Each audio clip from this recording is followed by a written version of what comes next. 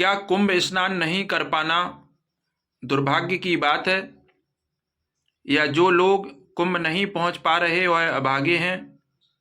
दोस्तों, आज हम आपके लिए अच्छी जानकारी लेकर आए हैं, क्योंकि प्रयागराज में अभी दिव्य महाकुंभ का आयोजन चल रहा है। इस आयोजित महाकुंभ में देश विदेश से करोड़ों श्रद्धालु आध्यात्मिक लाभ अर्जित करने के लिए पहुंच रहे हैं, क्योंकि लगभग 150 साल बाद ऐसा शुभ योग बना है। और इस आयोजन के दौरान गंगा स्नान का विशेष महत्व होता है। धार्मिक मान्यता के अनुसार केवल अमृत स्नान ही नहीं, बल्कि संपूर्ण माघ मास के दौरान गंगा स्नान करने से भी अपार पुण्य की प्राप्ति होती है। ऐसा कहा जाता है कि इससे व्यक्ति जन्म मृत्यु के चक्र से मुक्त हो सकता है और उसके सभी पाप नष्ट हो जाते हैं। हालांकि हर कोई प्रयागराज जाकर स्नान करने में सक्षम नहीं होता और कुछ लोग इस प्रकार चिंता में डूब जाते हैं। तो दोस्तों, क्या जो कुंभ स्नान नहीं कर पा रहा उसको चिंता करनी चाहिए? आज मैं आपको एक बहुत सुंदर कथा सुनाने जा रहा हूँ। इस कथा के माध्यम से आपको पता चल जाएगा कि अगर आप नहीं पहुँच पा रहे हैं तो भी कोई चिंता की बात नहीं है। दोस्तों, इस कहानी को पूरा अवश्य सुनें। कृपा करके आप इसे अधूरा मत छोड़ें। अब हम अपनी कहानी प्रारंभ करते हैं। दोस्तों, एक संत को सुबह सुबह सपना आया। सपने में सब तीर्थों में चर्चा चल रही थी कि इस कुंभ के मेले में सबसे अधिक किसने पुण्य अर्जित किया। श्री प्रयागराज जी ने कहा कि सबसे अधिक पुण्य तो रामू मोची को ही मिला है। गंगा मैया ने कहा, लेकिन रामू मोची तो गंगा में स्नान करने आया ही नहीं था। देव प्रयाग जी ने कहा, हाँ, वो तो यहां भी नहीं आया था। तब रुद्र प्रयाग जी ने भी बोला, हाँ, इधर भी नहीं आया था। फिर प्रयागराज ने कहा, लेकिन फिर भी इस कुंभ के मेले में जो कुंभ का स्नान है उसमें सबसे अधिक पुण्य रामू मोची को मिला है।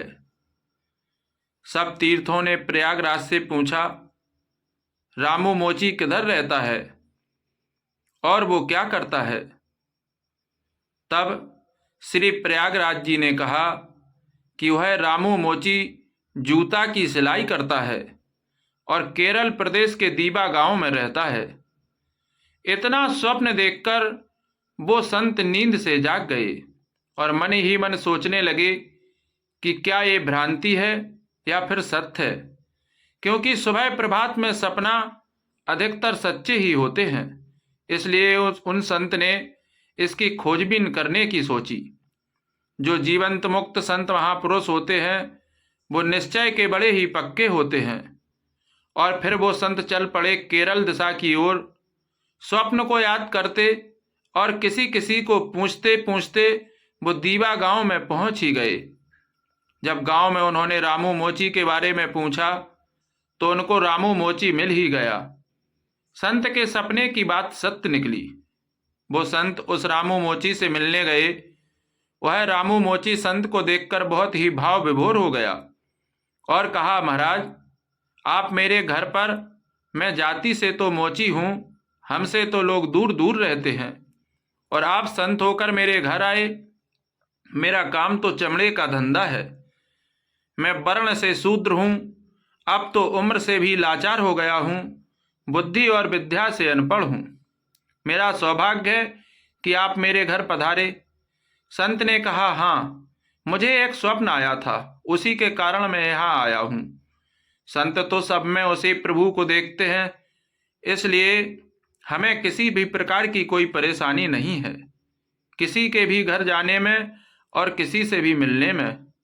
संत ने कहा, आपसे एक प्रश्न था कि आप कभी कुंभ के मेले में गए हो और इतना सारा पुण्य आपको कैसे मिला? वह रामू मोची बोला, नहीं महाराज, मैं कभी भी कुंभ के मेले में नहीं गया, पर जाने की बहुत लालसा थी, इसलिए मैं अपनी आमदनी में से रोज रोज कुछ बचत कर रहा था। इस प्रकार महीने में करीब कुछ रुपया इकट्ठा हो जाता था। और 12 महीने में कुंभ जाने लायक और उधर रहने खाने पीने के लायक रुपए हो गए थे। जैसे ही मेरे पास कुंभ जाने लायक पैसे हुए, मुझे कुंभ मेले का शुरू होने का इंतजार होने लगा और मैं बहुत ही प्रसन्न था कि मैं कुंभ के मेले में गंगा जी स्नान करूंगा। लेकिन उस समय मेरी पत्नी मां बनने वाली थी। अभी कुछ ही समय पहले की बात है। एक दिन मेरी पत्नी को पड़ोस के किसी घर से मेथी की सब्जी की सुगंध आ गई और उसने वह सब्जी खाने की इच्छा प्रकट की। मैंने बड़े लोगों से सुना था कि जो गर्भवती स्त्री की इच्छा को पूरा कर देना चाहिए। मैं सब्जी मांगने उनके घर चला गया और उनसे कहा, बहन जी, क्या आप थोड़ी सी सब्जी मुझको दे सकती हो? मेरी पत्नी गर्भवती है और उसको खाने की इच्छा हो रही है। हाँ रामू भैया, हमने मेथी की सब्जी तो बना रखी है। वह बहन हिचकिचाने लग गई और फिर उसने जो कहा उसको सुनकर मैं हैरान रह गया। वह बोली, मैं आपको ये सब्जी नहीं दे सकती क्योंकि आपको देने के लायक नहीं है। तब मैंने पूछा, क्यों बहन जी? तब वह बहन बोली, आपको तो पता है हम बहुत ही गरीब हैं और हमने पिछले 2 दिन से कुछ भी नहीं खाया। भोजन की कोई व्यवस्था नहीं हो पा रही थी, तो आपके जो भैया हैं वो काफ़ी परेशान हो गए थे। सबसे कर्जा भी ले लिया था। उनको जब कोई उपाय नहीं मिला तो भोजन के लिए घूमते घामते शमशान की ओर चले गए। उधर किसी ने मृत्यु के बाद अपने पितरों के निमित्त ये सब्जी रखी हुई थी। ये वहाँ से छिप छिपाकर गए और उधर से ये सब्जी लेकर आ गए। अब आप ही कहो, मैं किसी प्रकार ये अशुद्ध और अपवित्र सब्जी दे दूं? उस रामू मोची ने फिर बड़े ही भाव विभोर होकर कहा। यह सब सुनकर उसको दया आ गई।